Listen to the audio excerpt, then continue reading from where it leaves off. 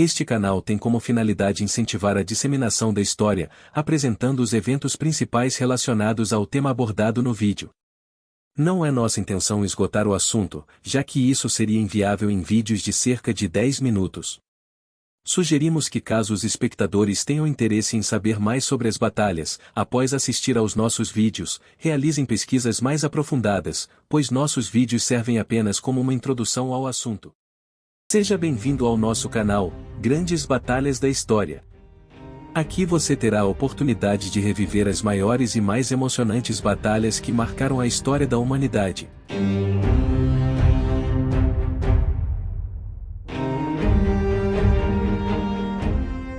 Após a Primeira Guerra Púnica, Roma emergiu como a potência dominante do Mediterrâneo Ocidental, enquanto Cartago foi enfraquecida pela guerra.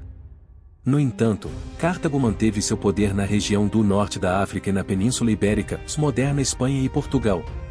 Aníbal, um dos maiores generais de Cartago, decidiu invadir a Itália para derrotar Roma e enfraquecer sua posição no Mediterrâneo.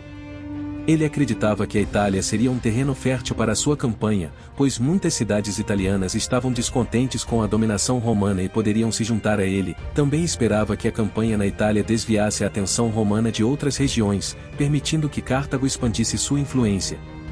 A Batalha do Rio Trebe ocorreu durante a Segunda Guerra Púnica, um conflito que ocorreu entre Roma e Cartago de 218 a.C. a 201 a.C.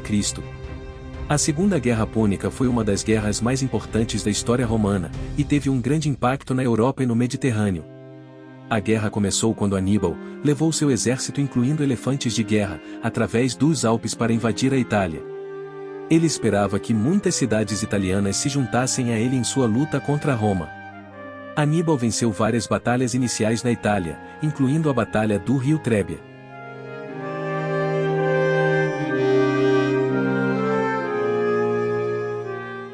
Aníbal Barca foi um general e estadista cartaginês, considerado um dos maiores líderes militares da história. Ele nasceu em uma família proeminente de Cartago, na atual Tunísia, e era filho de Amílcar Barca, outro famoso general cartaginês. Aníbal se destacou no campo de batalha desde jovem e recebeu uma educação militar rigorosa de seu pai. Em 219 a.C., ele foi nomeado comandante em chefe das forças cartaginesas na Península Ibérica, onde liderou uma campanha bem-sucedida contra os romanos. Em 218 a.C., Aníbal liderou um exército, incluindo elefantes de guerra, através dos Alpes para invadir a Itália e lutar contra Roma na Segunda Guerra Púnica. Ele venceu várias batalhas importantes na Itália, incluindo a Batalha do Rio Trébia, a Batalha de Cannae e a Batalha de Trasimeno. Aníbal é conhecido por sua habilidade tática, sua capacidade de manobrar suas forças rapidamente no campo de batalha e sua capacidade de vencer batalhas contra inimigos mais numerosos e bem equipados. Ele também é conhecido por seu uso de elefantes de guerra e por sua audácia e habilidade como comandante. Apesar de seus sucessos na Itália, Aníbal não conseguiu derrotar Roma e foi finalmente derrotado na Batalha de Zama em 201 a.C. Ele fugiu para o Oriente Médio e serviu como conselheiro militar do rei Seleucida Antíoco III antes de ser forçado a se refugiar em Cartago. Aníbal finalmente se suicidou em 183 a.C., após ser acusado de conspirar contra Cartago.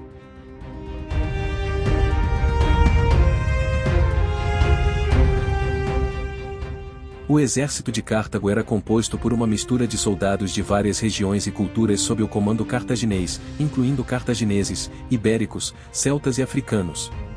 Os soldados cartagineses geralmente eram equipados com armaduras leves, como escudos redondos, capacetes e couraças de bronze, e armados com espadas curtas e lanças. Os ibéricos, por sua vez, eram frequentemente equipados com armaduras de couro e armados com lanças e dardos. Aníbal também utilizou uma força significativa de elefantes de guerra em suas campanhas, que eram especialmente úteis para romper as fileiras inimigas e semear o caos no campo de batalha. Esses elefantes eram equipados com armaduras de bronze e carregavam torres com arqueiros e lanceiros. Além disso, Aníbal recrutou cavalaria númida, conhecida por sua habilidade em manobrar em alta velocidade e atacar com arcos curtos e lanças. A cavalaria cartaginesa era composta por cavaleiros equipados com armaduras leves e armados com lanças, e a infantaria africana era frequentemente equipada com escudos ovais e armas de arremesso, como lanças e dardos. Em geral, o exército de Aníbal era altamente diversificado em termos de equipamento e táticas de combate, e ele aproveitou ao máximo as habilidades de cada tipo de tropa em suas campanhas militares. Sua mistura de forças e táticas inovadoras ajudou a dar-lhe uma vantagem contra as forças romanas, que eram frequentemente mais convencionais e previsíveis em suas abordagens militares.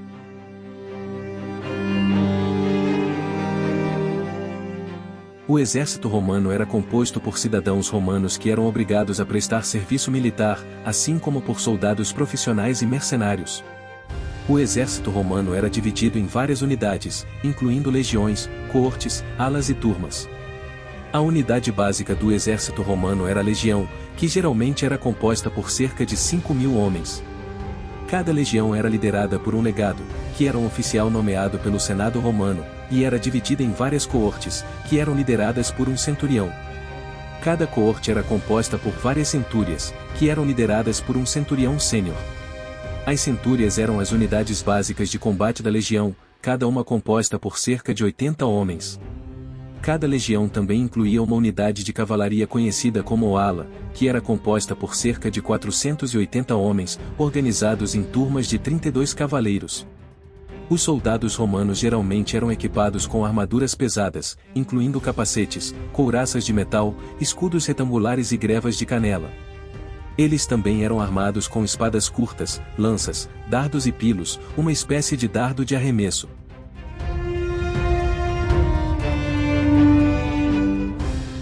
Devido a um ferimento, Cipião estava enfermo e abalado pela deserção dos gauleses, mas ainda assim determinado a não se envolver em combate contra o cartaginês até que o cônsul Sempronio se unisse a ele. Sempronio reuniu seus legionários e atravessou suas 2 legiões por Placência em direção ao rio Trébia. Enquanto isso, Cipião decidiu levantar acampamento e marchar em direção ao rio Trébia na esperança de conter os cartagineses até receber reforços. No entanto, Aníbal recebeu notícias do deslocamento de tropas romanas e enviou seus númidas para seguir e atacar os romanos.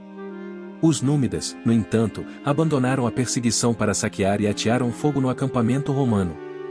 Cipião conseguiu estabelecer um acampamento fortificado ao longo das pequenas colinas acima do rio, enquanto Aníbal teve a sorte de receber provisões dos romanos de Clastidium, graças à traição de seu comandante.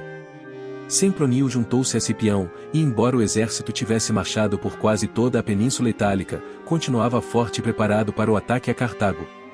Cipião ficou fora de ação devido ao ferimento, e o comando foi transferido para Sempronio, comprometendo a reação romana à presença de Aníbal na região. Cipião sugeriu esperar o inverno passar antes de se envolver em conflito sério, mas Sempronio julgou que tinha homens em número suficiente para enfrentar as forças cartaginesas.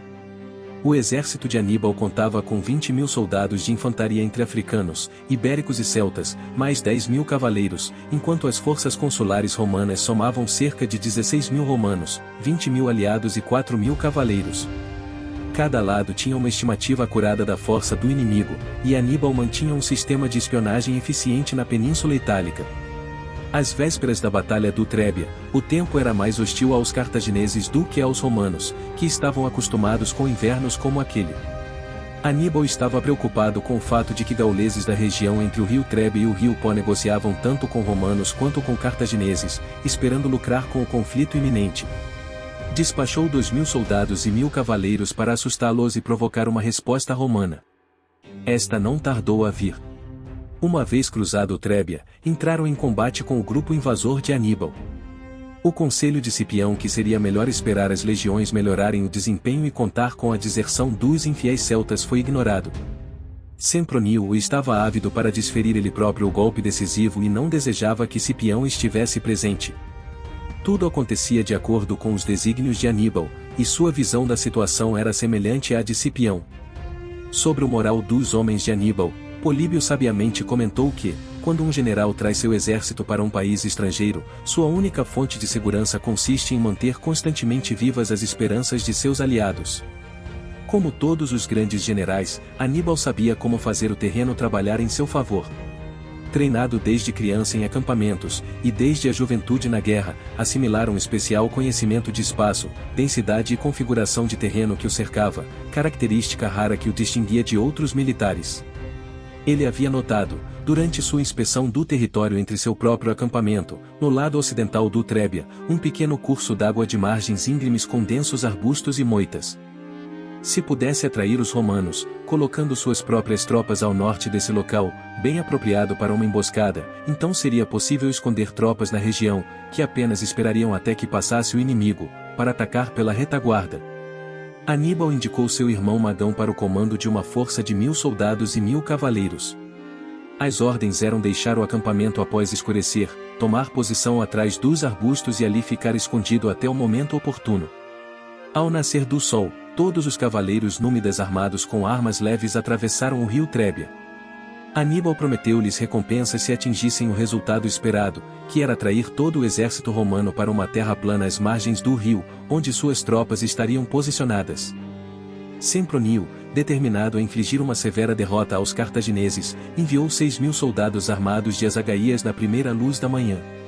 Aníbal garantiria que os romanos, surpreendidos e sem terem feito uma refeição matinal, seriam apanhados ainda meio adormecidos. No entanto, os homens de Aníbal estavam preparados e fizeram o desjejum com calma, aquecendo-se em frente às fogueiras e juntando seus corpos contra o frio, o vento e a geada. Os cavalos e os elefantes também foram cuidadosamente preparados, pois seriam usados para proteger o exército. Aníbal considerava aquela batalha especial e a recordaria nos anos seguintes como um modelo de cuidado e planejamento. Os romanos, obstinados, rumaram em direção ao rio, mas Aníbal utilizou as forças da natureza a seu favor. O entusiasmo dos romanos os sustentou inicialmente, mas quando tiveram que atravessar o Trébia inundado pela chuva, a infantaria encontrou grande dificuldade, com a água à altura do peito e a fome e o cansaço apertando. Aníbal esperou até que os romanos cruzassem o rio e então ordenou que cerca de 8.000 lanceiros atacassem o inimigo com precisão mortal, acertando os soldados como se fossem pássaros pousados, pois com o fluxo da água, a formação de linha se desfez. As tropas de Aníbal avançavam com calma, enquanto as forças romanas eram despedaçadas pelas forças avançadas. Os elefantes imponentes se posicionaram à frente dos cavaleiros, criando uma cena intimidante. Sempronio liderou seu exército em uma marcha lenta contra o inimigo, depois de ter gasto a maioria de seus projéteis de arremesso em um ataque anterior dos númidas. Quando o combate começou, a cavalaria cartaginesa atacou vigorosamente ambos os flancos do inimigo, fazendo as alas romanas cederem e a infantaria entrar em colapso. Era a armadilha de Aníbal sendo ativada. As tropas de Magão emergiram de seus esconderijos e atacaram com força, atingindo o núcleo do inimigo pela retaguarda. A vitória de Aníbal estava consolidada.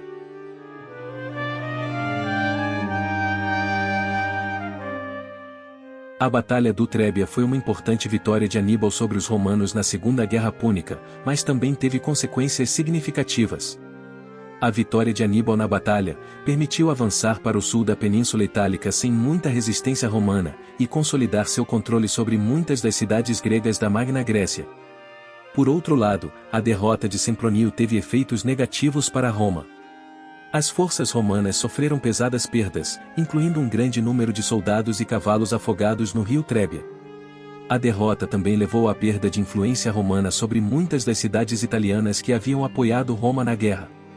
Além disso, a derrota deixou Roma exposta a futuros ataques de Aníbal, que foi capaz de marchar pelo centro da Itália sem muita oposição. Muito obrigado por assistir nosso vídeo. Esperamos que tenha gostado e aprendido algo novo sobre esse evento histórico marcante. Não se esqueça de inscrever-se no canal, deixar seu comentário e like. Isso ajuda e nos dá ânimo para continuarmos a produzir vídeos.